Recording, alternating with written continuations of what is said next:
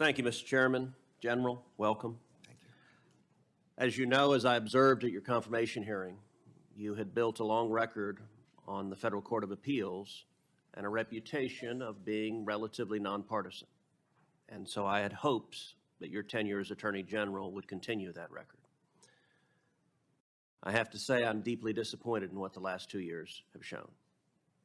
In my judgment, the Department of Justice has been politicized to the greatest extent I've ever seen in this country. And it has done a discredit to the Department of Justice, to the FBI, and to the administration of law in this country. Let me start with a simple question.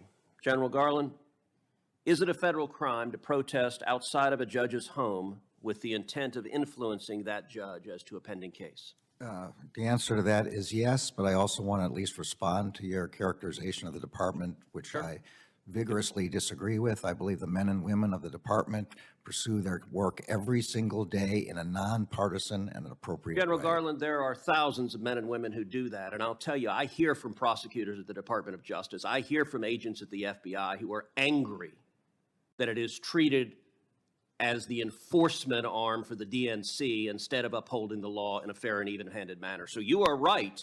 There are thousands of men and women that are doing the job, but it is the political leadership that you're responsible for. So you just said, yes, it's a crime to protest at the home of a judge. Same goes for jurors, by the way, with the intent of influencing a case. But in the wake of the leak of the Dobbs decision, when rioters descended on the homes of 6 Supreme Court justices, night after night after night, you did nothing. The department did nothing. When extremist groups like Ruth Sent Us and Jane's Revenge openly organized campaigns of harassment at the homes of justices, you sat on your hands. When these same groups posted online information about where the justices worship, or their home addresses, or where their kids went to school, you again sat on your hands and did nothing.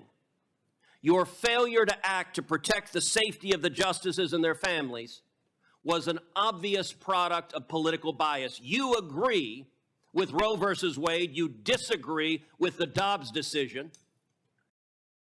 And the Department of Justice under this president was perfectly happy to refuse to enforce the law and allow threats of violence. And as you know, those threats finally materialized with Nicholas Roski, a 26-year-old man from California who traveled across the country, was arrested outside the home of Justice Kavanaugh, armed with a handgun, a knife, and burglary tools. And he said he came there to kill Justice Kavanaugh because he was enraged by the leaked opinion. Now, of course, you're prosecuting that individual for attempted murder, but did you bring even a single case to enforce this law, or did the Department of Justice decide this law doesn't apply if it's harassing justices for an opinion we don't like?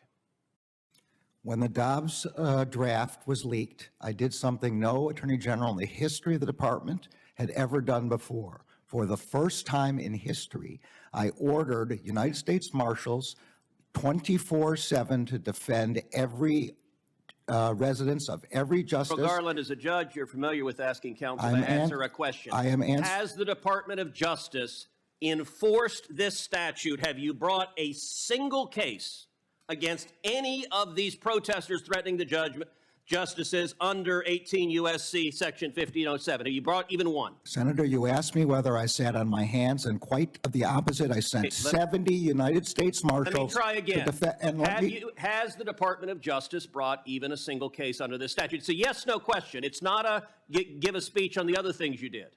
The job of the United States Marshals is to defend the lives So of the answer is no. Is to defend the lives of the justices, and that's our number one priority. They have. Why are you unwilling to say no? The answer is no. You know it's no. I know it's no. Everyone in this hearing room knows it's no.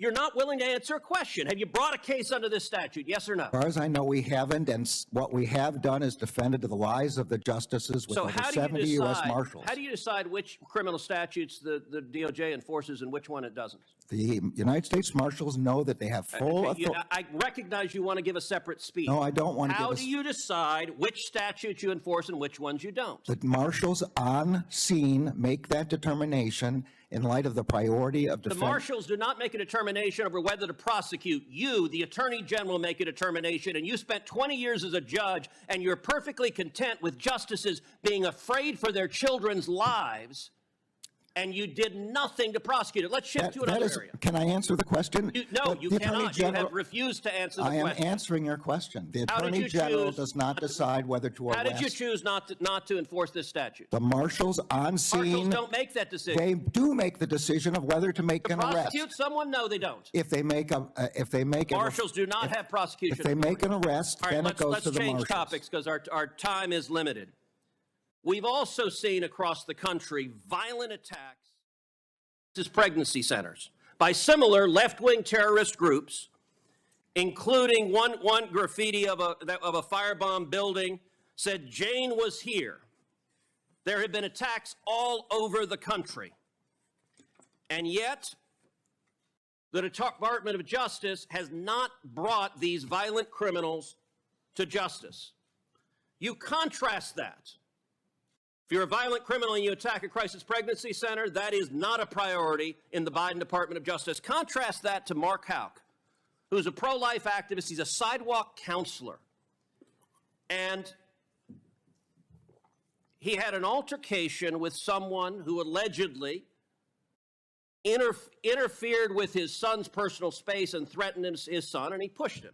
Now, in an ordinary world, pushing someone would be maybe a simple misdemeanor assault, but not under the Biden Department of Justice. If you're a pro-life activist, what can you expect? Well, in this instance, according to Mr. Houck's wife, 24 agents clad in body armor and ballistic helmets and shields and a battering ram showed up at his house pointing rifles at his family.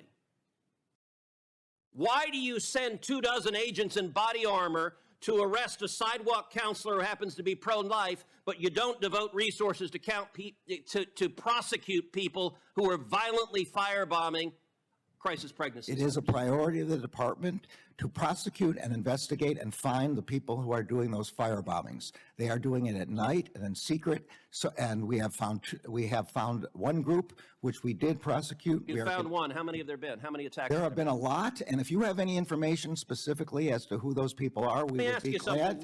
We would be glad to have that. Did you personally authorize 20 agents going to Mr. Houck's house? And he offered to turn himself in through counsel, but you didn't want that. The Department of Justice wanted to make a show of it. Did you personally authorize it? And do you want to apologize to Mrs. Houck and her 7 children for being terrorized? The decisions about how to do that are made at the level of the FBI agents on scene. Did you know about it? I did not know about it until the way you're describing it, and my understanding is the FBI disagrees with that description. Was it a mistake? Senator's time has expired. I'm going to allow the witness to respond to any of the questions that were asked. Was it a mistake? I'm going to chair the committee, Senator. I'm sorry you're not.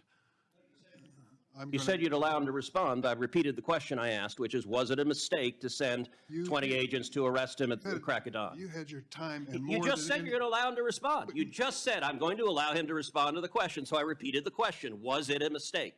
That was the pending question. You want to ask, I'll ask the questions I want. That's the question I had already asked. Well, you just said you'd let him respond. I'm going to let him respond right Good. now. Please don't interrupt him. Thank you.